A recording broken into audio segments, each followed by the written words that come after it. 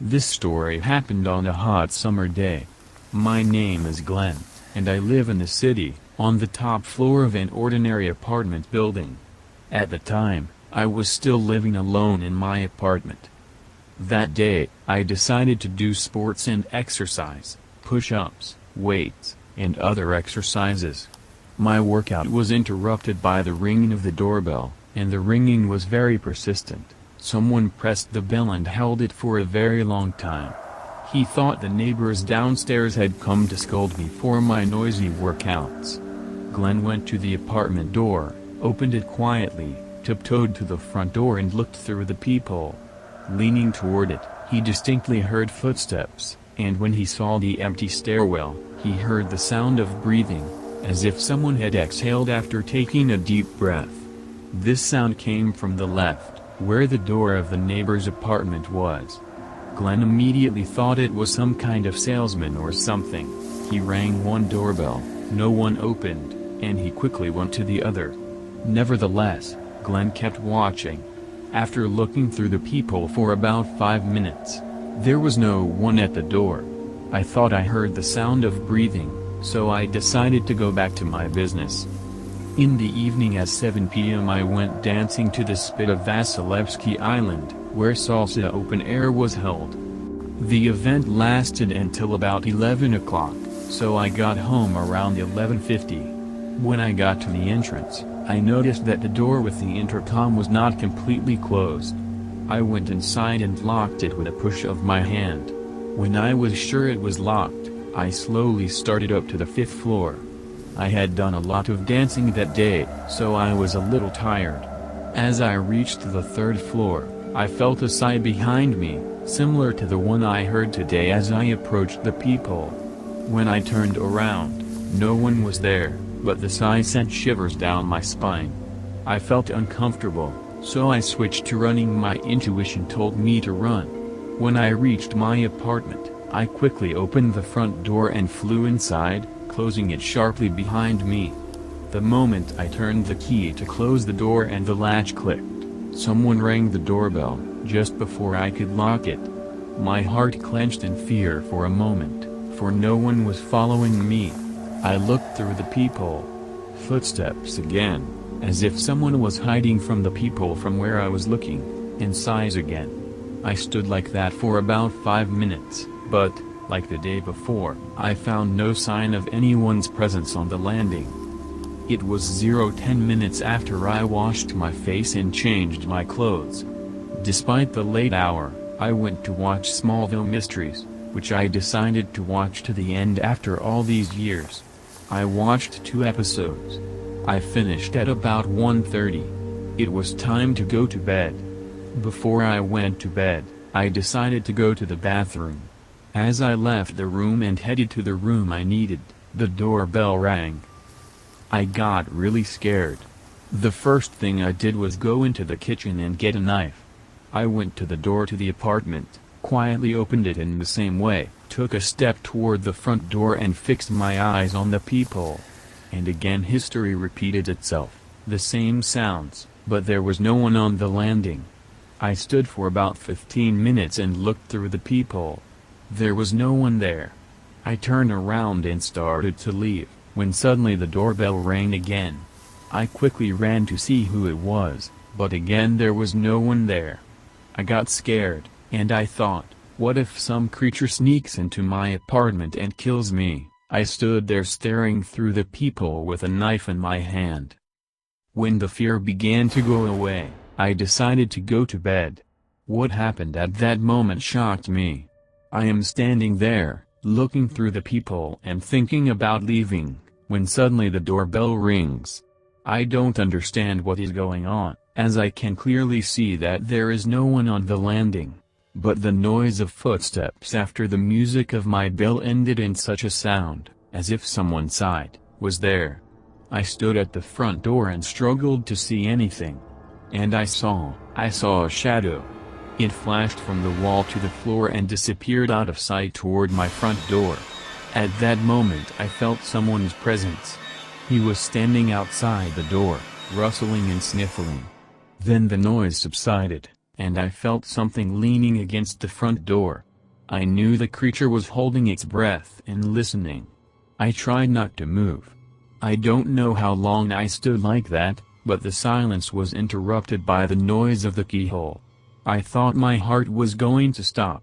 That sound was like when someone picks a key to a lock and does it very slowly. I counted 5 times. When the 6th sound came, I saw the hook of the mortise lock begin to turn, then I rushed to grab it with my hands, but it was too late. There was a click, the front door handle came down, a giggle was heard from the other side, and there was a jerk from the door. It was locked. A growl was heard from outside. Locked 2 turns, I thought with relief. Grabbing the hook, I very slowly made a clockwise turn, closed the door again for a second turn, and then tiptoed my way to the mirror in the hallway to get the keys, because I also had a padlock. When I returned to the door with a bunch of keys, there was a click. I inserted the key into the top keyhole. At that moment I heard a second click and then a third, which made it clear that the mechanism would not turn again. Another giggle was heard.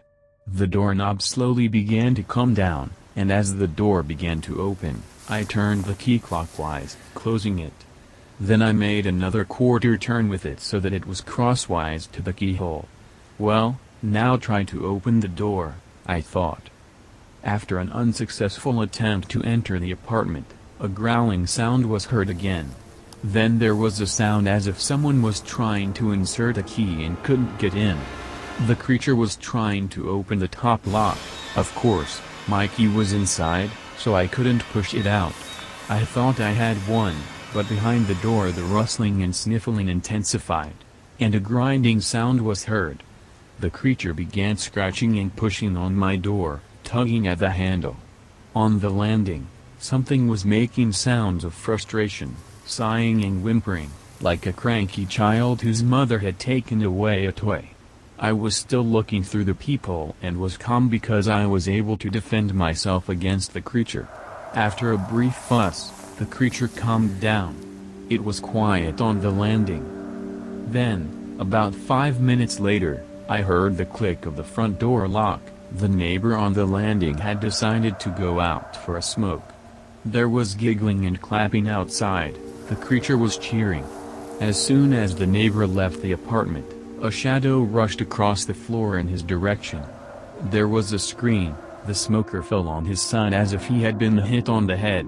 Then he rose into the air and held himself with his hands around his throat as if someone was choking him and he was trying to free himself, wheezing for lack of air. Then he collapsed to the floor and began to twitch. It felt like someone was pressing on him with force. The door to his apartment swung open and a woman's scream was heard. His wife was standing in the doorway. What happened next is difficult to describe at all. It all happened very quickly. The wife folded in half, as if she had been struck in the stomach. At the same time she literally flew into the apartment, losing herself from sight, as if a flying ball had hit her, taking her with it. Then there was a loud rumble against my door, after which my neighbor's lifeless body, as if he had been tied with a rope to a car and accelerated sharply, literally skipped through the doorway of the slammed front door of his apartment, which rattled hard. Then there was a click, then a second click, and the stairwell was plunged into silence. I woke up sitting on the mat with my back to the front door, then jumped up sharply and looked through the peephole. Nothing. Then I looked at the clock hanging in the hallway. It was 10 o'clock in the morning. I had errands to run. It was scary to go out on the landing, but I made up my mind anyway.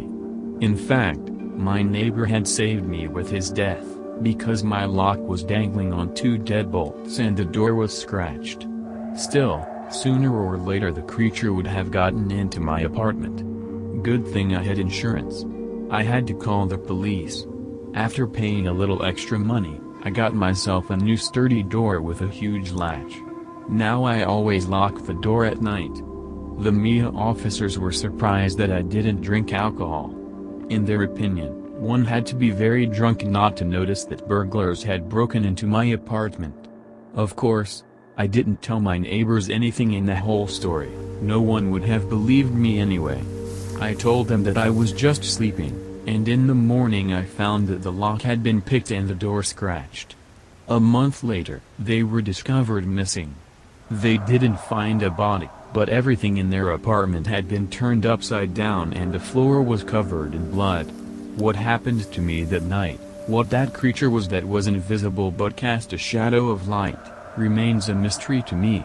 As I passed by my neighbor's apartment, I often heard giggling and some kind of shuffling coming from there.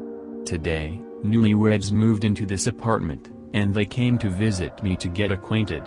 I'm scared. I don't know how to save them.